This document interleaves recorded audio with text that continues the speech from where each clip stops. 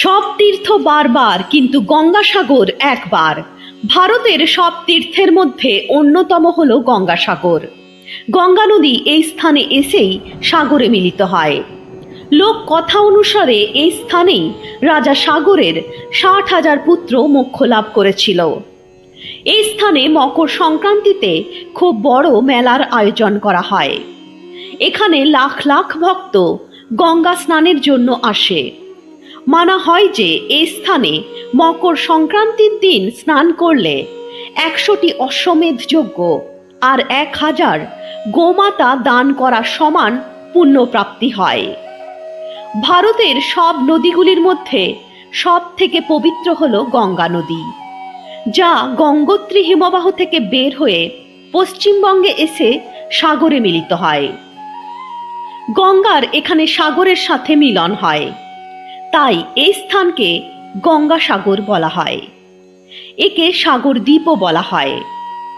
ভারতে আয়োজিত বড় মেলাগুলির মধ্যে একটি হল গঙ্গাসাগরের মেলা। পশ্চিমবঙ্গের দক্ষিণ 24 পরগনা জেলায় সাগর দ্বীপ অবস্থিত। এই স্থানে আরেকটি দর্শনীয় বস্তু হল কপিল মুনির আশ্রম, যিনি ভগবান রামের পূর্বপুরুষ ইক্ষ্বাকু বংশের রাজা সগরের 60,000 পুত্রদের উদ্ধার করেছিলেন। এই বছর জানুয়ারির 10 তারিখে শুরু হচ্ছে এই মেলা এবং জানুয়ারির 17 তারিখে এই মেলা শেষ হবে। মানা হয় যে এই স্থানে মকর সংক্রান্তির দিন পূর্ণ স্নান করলে মানুষের মোক্ষের দরজা প্রশস্ত হয়ে যায়। এটাও মানা হয় যে গঙ্গাসাগরের তীর্থযাত্রা 100 তীর্থযাত্রার সমান।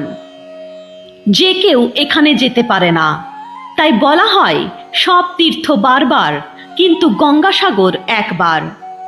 আসলে এটি তখনকার কথা ছিল যখন যাতায়াত ব্যবস্থার এত সুবিধা ছিল না, তাই এখানে যাওয়া অনেক কষ্টসাধ্য ছিল।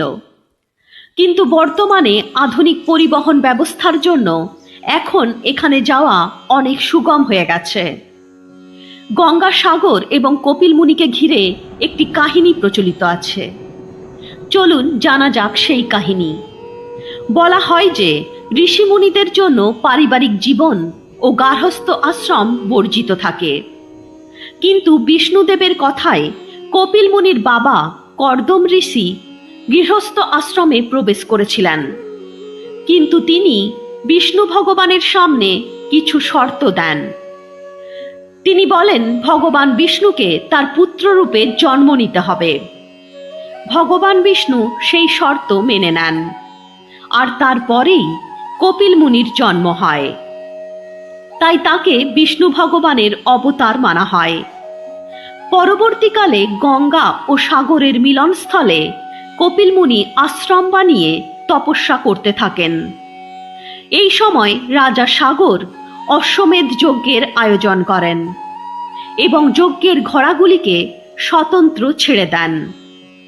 তখন এটা নিয়ম ছিল যে এই অশ্বমেধ যজ্ঞের ঘোড়া যেখান দিয়ে যাবে সেই রাজ্য অধীনতা স্বীকার করবে, আর অশ্বকে যে রাজা বাধা দেবে তাকে যুদ্ধ করতে হবে।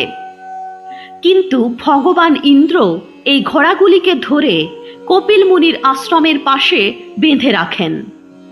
রাজা সাগর তার 60,000 পুত্রকে এই ঘোড়াগুলিকে খুঁজে বের করবার জন্য পাঠান এবং তারা কপিল মুনির আশ্রমের পাশে এই ঘোড়াগুলিকে পেয়ে কপিল মুনিকে চোর ভাবতে থাকেন এবং তাকে নানাভাবে তিরস্কার করতে থাকে। তপস্যায় লীন কপিল মুনি যখন এই বিষয়টি শোনেন, তখন তার চোখ খোলে এবং তার সেই চোখের তেজে 60,000 পুত্র ভস্ম হয়ে যায়। কপিল মুনির শ্রাপের জন্য তাদের আত্মা মুক্তি পায়নি। অনেক বছর পর রাজা সাগরের পুত্র রাজা ভাগীরথ কপিল মুনির কাছে ক্ষমা প্রার্থনা করেন।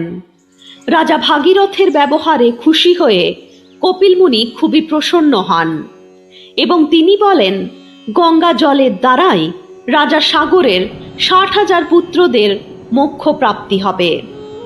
রাজা ভাগীরথ তার অকথ্য প্রয়াস এবং তপস্যার দ্বারা তাদের আত্মাদের মুক্তি দেন। এই স্থানকেই গঙ্গাসাগর বলা হয়। এই জন্য এই স্থানে স্নানের বিশেষ মাহাত্ম্য আছে। গঙ্গাসাগর মেলা পশ্চিমবঙ্গে আয়োজিত সব থেকে বড় ধার্মিক মেলাগুলির মধ্যে একটি। এই মেলা কলকাতার নিকটবর্তী হুগলি নদীর তীরে, ঠিক সেখানে করা হয় যেখানে গঙ্গা নদী বঙ্গোপসাগরে মিলিত হচ্ছে। এই জন্য এই মেলাকে গঙ্গাসাগরের মেলা বলা হয়। এই মেলা প্রতি বছর পৌষ মাসের শেষ দিন অর্থাৎ মকর সংক্রান্তিতে আয়োজন করা হয়। এর কাছেই সুন্দরবন থাকার জন্য গঙ্গাসাগর মেলাকে অনেকগুলি কঠিন পরিস্থিতির সম্মুখীন হতে হয়। তুফান, উঁচু ঢেউ প্রতি বছর মেলাতে বাধা দেয়, কিন্তু ভক্তি ও শ্রদ্ধার সামনে সব বাধা হার মানে। গঙ্গাসাগরে স্নান অত্যন্ত শুভ ও পবিত্র মানা হয়। এখানে এসে ভক্তরা সমুদ্রদেবকে নারকেল, ফুল ও ফলের দান করেন। এখানে পিতৃদেবদের পিণ্ডদান করে জলদান করাও খুব শুভ মানা হয়। স্থানীয় মত অনুসারে কোনো যুবতী যদি এই স্থানে স্নান করে তাহলে সে তার ইচ্ছা অনুযায়ী বর লাভ করে এবং যুবকরা তাদের ইচ্ছা অনুযায়ী বউ পায়। সব অনুষ্ঠান শেষে সবাই কপিল মুনির আশ্রমে যায় এবং শ্রদ্ধার সাথে তার মূর্তির পুজো করে। মন্দিরে গঙ্গা দেবী, কপিল মুনি ও ভাগীরথের মূর্তি স্থাপিত আছে। আপনি কবে যাচ্ছেন এই মেলাতে? কমেন্টে অবশ্যই জানাবেন। তাহলে বন্ধুরা, এই ছিল আজকের ভিডিও। ভিডিওটি ভালো লাগলে ভিডিওটি লাইক করে চ্যানেলটি সাবস্ক্রাইব করতে ভুলবেন না। কমেন্টে জয় মা গঙ্গা অবশ্যই লিখবেন। বলো জয় মা গঙ্গা।